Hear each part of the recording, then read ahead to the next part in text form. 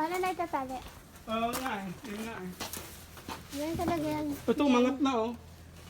Pagbuhat. Oo nga eh. May ano naman yan. Parang case lang naman to eh. Case lang ba yan? Oo, yan o. May adjustment yan. Tali.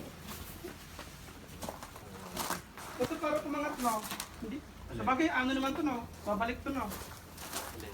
Okay lang ba to? Pagbuhat lang siya. Pagbuhat lang siguro na no. May energy sa ilalim.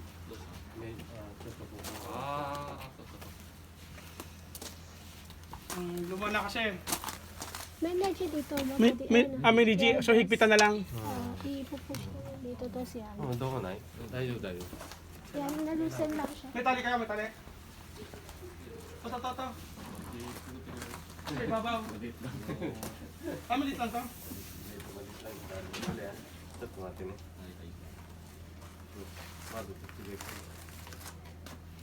Baka lang umulan, Daddy. Di ba may ano tayo? Ipahiram mo na May yung trapal? ano. Oo. Okay lang siguro. Malapit lang naman. Hikone, di ba? Pero ano, bali May shortcut naman dyan eh. dito lang naman sa ano dito sa mga biyanan ko. Doon na dadalhin. Oo. Sa hino lang. Ino lang. Sa yun. Mm. Malapit nga, 5 minutes. Pagka yung ano, yung 15 minutes. tao na siya baka dyan sa mga stay. Sa hino, sa lola niya. Mas malapit kasi yung ano, yung trabaho. Pagka sa Hikoni magmumula masyado matagal. 15 minutes lang. Okay. At least malaki na rin mga anak ko no.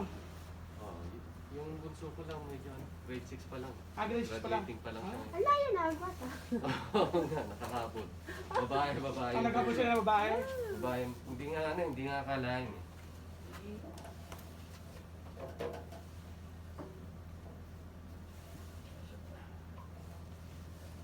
So pagka ano, meron ding ano, yung kaya luma na rin talaga. Ano lang din namin, may nagbigay lang din sa amin. Oo, kanya tayo. Wala na. Ano? Wala na. Bakit? Na-pull? Ha?